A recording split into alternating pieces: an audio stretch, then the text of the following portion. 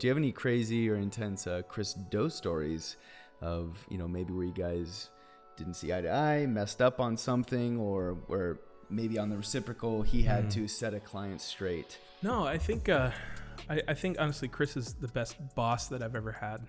And this is coming from somebody who I never thought that I was going to have another boss ever again.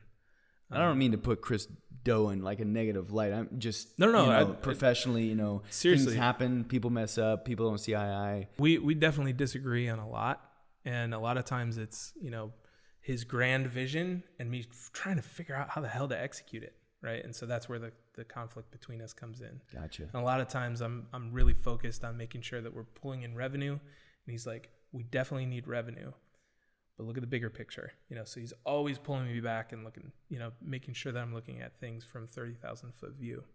But working with him like on a day-to-day basis, like I said, hands down best boss. I mean, there's no one more supportive and helpful, even if it's through critique, that I've ever worked for. The crazy Chris Do story that I want to share is this. There's this Send it job, right? I knew it was a big job. It wasn't going to be in the millions, but it was definitely several $100,000 worth of work. And I had done tons of research on this company, and I was like, okay, we're going to nail this thing. And, the company was a very complex B2B telecom software thing. I mean, I still to this day don't even really understand it. And so we sit down, and I'm like, Chris, all right, I've prepared a brief. This is the final sales call. Their CEO wants to meet our CEO. So let's, everybody sit down.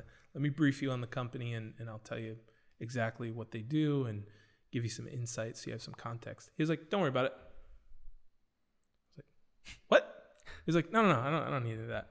He's like, what'd you do this weekend? I'm like, no, you don't understand. This is $400,000 worth of work. We need to prep for this. And he's like, I'm good, man. And so we get on the call, and the call's going well. Like, CEO meeting CEO. It's kind of like, two alpha males meeting. Apex predators. Yeah, kind of size comparing or, that kind of thing. Yeah, I gotcha. And then... male parts comparing. Yeah, the CEO goes, so Chris, do you understand what we do? And Chris was like, no, not at all. And alarm bells in my head were going... Oh my gosh. And the CEO took a beat, and he was like, he laughed, and he's like, I like your honesty. Wow. And that was it. That was the whole call. And did you guys get the job? We got the job. Oh my God. True story. Chris can see the future. That's crazy. Isn't that crazy? I was like, in that moment, I was cursing him out in my head. I was like, what the hell are you doing? This guy's a genius. Yeah. He was like, no, I don't. My team runs most of these projects. If you had to sum it up, what would it be? And the CEO was just like, I love how honest you are. Yeah. Oh my God. Good for you, Chris Do. I could learn something. That was a little bit of a stressful moment there. Oh man.